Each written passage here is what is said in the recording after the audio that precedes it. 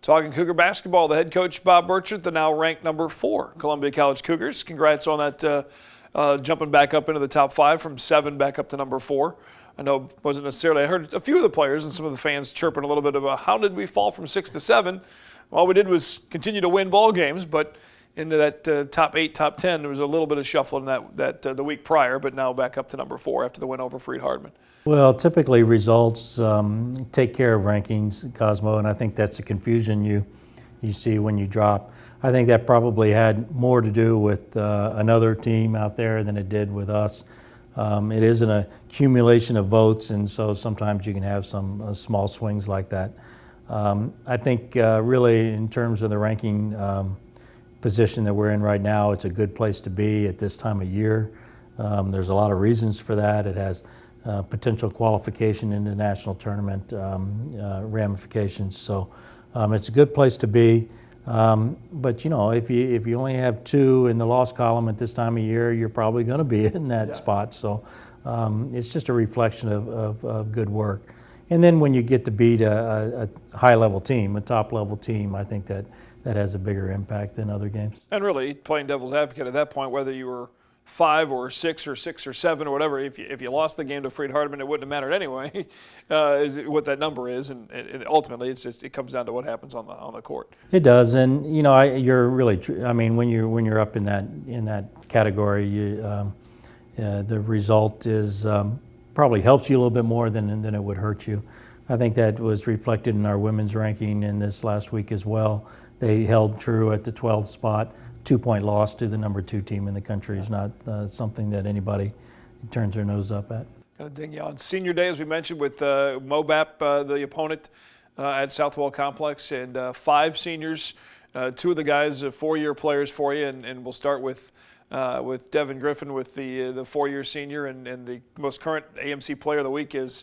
He was rewarded for his ball game, I think 21 points in the win over Freed-Hardman, and as he's done so many times over the 4 years for you, has really taken a lot of the load on his shoulders and carried his team quite a spark out there on the court. Well, there are a lot of things you can say about Devin, and you've said a bunch of them. He does provide a spark, always has. He's an explosive player. I think we've seen him grow and mature and develop his game over 4 years is what you really hope happens with your guys. He's got a stat out there that I'm a little reluctant to talk about, but I will. I hope I don't jinx him, but and this is we've only had one other player achieve this, and that is to date he has played in every single game from his freshman year to now. And if you just think about that, if you just think about that, Cosmo, that's an amazing accomplishment.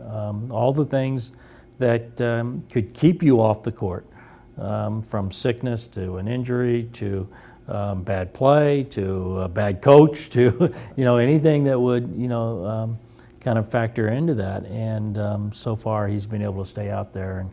And the Corey Toma was the only other player that we've had to do that, and he was a long time ago. So it's a pretty amazing stat. Pretty impressive, and just as you said, the level of his growth off the court and on the court with the teammates and some of the other players around him from the freshman year to now. Almost in some regards, it seems like one of those players that's been here for 10 years, but it's been the 4, and I know that. Hearing him do some of the interviews with the newspaper folks at the Tribune and the Missourian, that as a senior they see that light at the end of the tunnel. They only know there's only so many more college basketball games to lace up the sneakers for, and each one of those games kind of gets amped up even more for those seniors especially. Well, it's that time of year. It's hard to believe we're here, actually, Cosmo. Seems like once you get past the Christmas break, it goes real fast, and it has for me, and particularly for this year. And I think 4-year players that have had the impact that he and Wendell Crowder have had do seem like they've lasted a long time. And I think, I think that, again, is kind of the fun thing about college athletics, is because of you get to see somebody develop over a 4-year period. And the other interesting stat is with another win, they're going to become the all-time winningest players in the basketball program as well.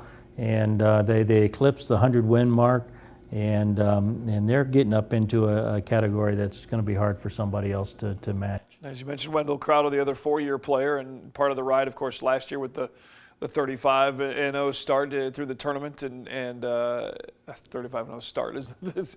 But Wendell, another one of those players that his role has changed, and he's grown and battled some injuries over the 4 years, but having a fantastic senior season for sure. He is, and again, he was an impact player. Started as a freshman. He's had an evolution in how we've asked him to contribute over the years. He's always been a big, strong, physical defender. Hit a huge shot for us in last year's tournament to get us into that quarterfinal game. And had made big plays consistently. Had a little bit of injury issue last year with the knee, and then came out of that really well. And I think again, going like we were talking about with Devin, to have two players that come in and make such an immediate impact as freshmen and then maintain that through 4 years is pretty spectacular. Derek Dilworth came in as a 2-year player. This is senior season, and a lot has been talked about his high school career. I know we talked about his before we saw him actually play, the talk of his mind being so strong with being a quarterback in high school and winning state championships there in St. Louis, and we've certainly seen that leadership skills from him, and then obviously battling through some of the injuries this season. Good to have him back in the lineup and down the stretch for sure. Was a huge part of the win over Freed Hardman. Derek is a special player, and the more you watch him, the more you understand that. He has just a lot of qualities that you would love every single player to have. Whatever that high basketball IQ that people talk about. The leadership things that we've talked about a ton. He impacted our program in so many ways, and even when he was hurt, it had such an impact on our program. I think maybe a spin-off of his injury that he had that was very traumatic was really a rallying point, I think, for the basketball community, in that people were so concerned about his health.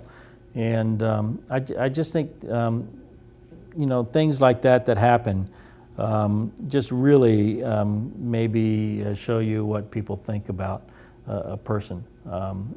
The outpouring of support that he got was really special.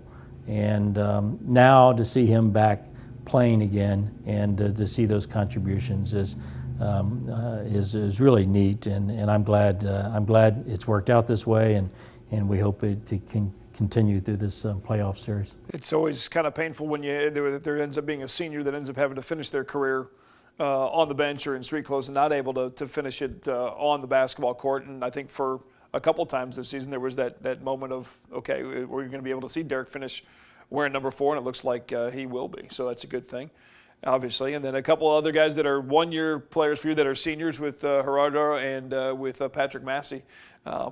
Big impacts, pardon the obvious joke there with or comment on their height, both 6 foot plus, and big bodies, and have been a big part of what your team has been able to do this season. Been a huge part, Cosmo, and for them to get to the level that they got to as quickly as they did is really fascinating to me. Typically you takes years to get guys to understand. And I think was the biggest question mark that everybody had about our team this year, was losing all of our bigs, losing a special big in Jordan Dressler, and how would we be able to recover from that. And I think they both have done a tremendous job in really different ways. Patrick has been a great defender for us, and Coach Brock keeps stats on everything. and one of the stats that he loves the most is what happens with the team while you're on the floor. And Patrick has always had a major impact in that stat, in that our plus point total, it just seems to be higher consistently when he's on the floor. He doesn't score a lot, but just in terms of how he plays the game and impacts the game. Gerardo's, I think we're seeing this natural progression of him. His play has gotten so strong here in the last 2 weeks, he's getting good at the right time, and we actually got to the point where we could play them both together, and I think it really helped our team. The unfortunate thing is that we're only going to have them both for a year on the court. It had to do with eligibility and transferring, and in Gerardo's case, some international play. And I don't like normally to take a one-year guy for everything we've already talked about. I'm very happy we took 2 of those guys in this season. And, that transitional kind of a period for your team, and they have definitely paid off for sure with the outcome so far, and a couple regular season games to go, and then AMC tournament time, and then see what happens with a possible return back up to Kansas City at Old Municipal. Well, that's the goal. I mean, that's the objective, is to play as long as you can right now. And I think we've positioned ourselves well, Cosmo. I think we got a ton of work to go. It's nice to be able to say that.